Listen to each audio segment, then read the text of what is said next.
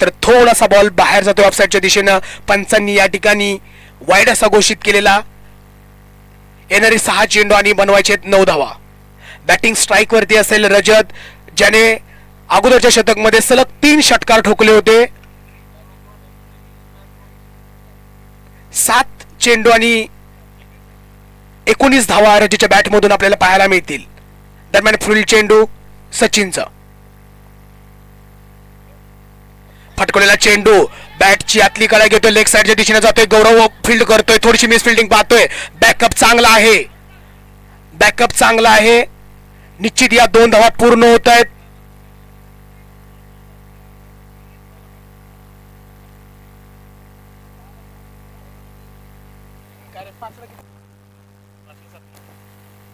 येणारे 5 चेंडू धावा बनवावे लागतील 7.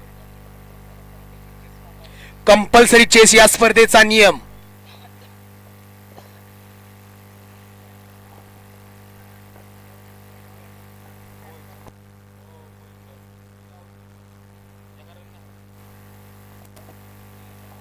सचिन टू रजत.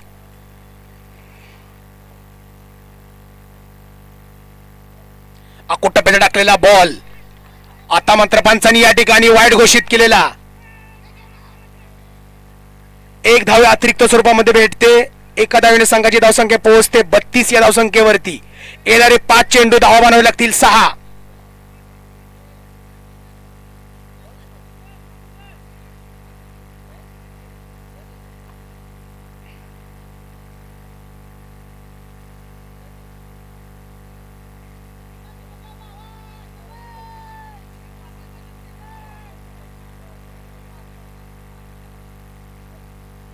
आता मात्र फटकला चेंडू. केतन बॉलच्या पाठीमागे येतोय. आतापर्यंत केतन खूप चांगलं क्षेत्ररक्षण केलं, तितका चांगला थ्रो. या ठिकाणी धावबाद होत आहेत. एकच धाव येते, धावबाद होत आहेत. एका धावेने संघाची धावसंख्या पोहोचते 33 या धावसंख्येवरती. या षटकातील 2 चेंडू पूर्ण झालेले आहेत. अजून 4 चेंडूचा खेळ बाकी आहे. बॅट्समन कोण आहे? बॅट्समनचं नाव काय आहे?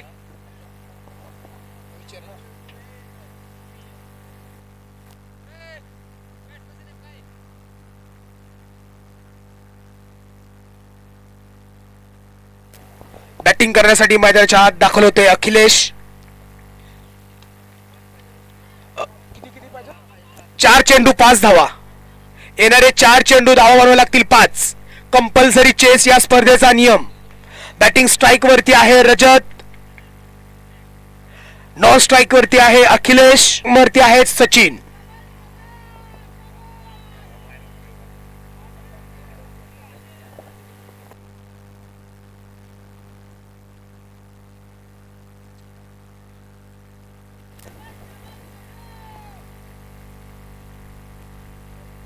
काय बॉल हाताळलाय, अचूक टप्पा, स्पीड. बॉल निघून जातो यष्टीरक्षक सुशांत शिंदे यांच्या हातामध्ये. निर्धावाचा चेंडू.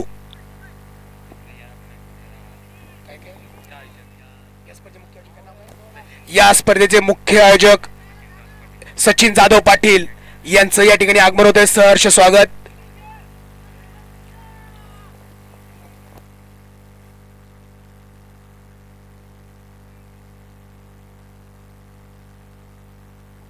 अतिशय सुंदर अशी गोलंदाजी. काय टप्पा आहे सचिनचा. बॉल पडल्यानंतर बॉल निघून जाते ऑफ साइडच्या दिशेला. चांगली गोलंदाजी आपल्याला पाहायला मिळते. जो बॅट्समन सलग 3 षटकार खेळतोय त्या बॅट्सला थांबवण्यामध्ये सचिनला यश या ठिकाणी भेटतंय.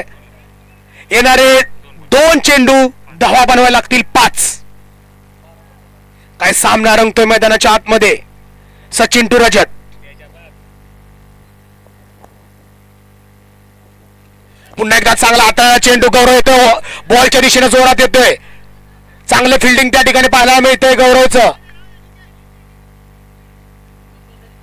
कंपल्सरी चेस या स्पर्धेचा नियम. या 2 धावा, या 2 धावेने संघाची धावसंख्या पोहोचते 35 या धावसंख्येवरती.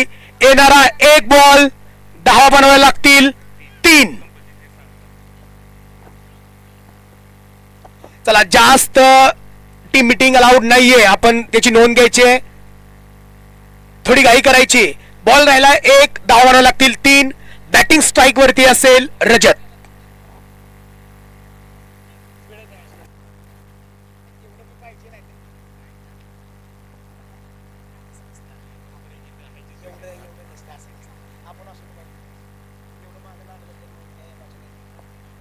आतापर्यंत चांगलं शतक हाताळले सचिन धोम पुनर्वसन आनवडी संघाकडून.